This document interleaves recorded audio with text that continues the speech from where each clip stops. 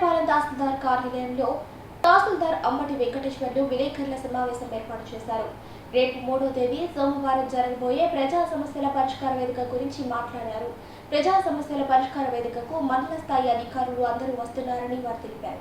మండలంలోని ప్రజలకు ఏమైనా సమస్యలు ఉంటే అర్జీ రూపంలో మాకు అందజేస్తే సమస్యలను పరిష్కరిస్తామని వారు తెలిపారు. మండల ప్రజలందరికీ నమస్కారం.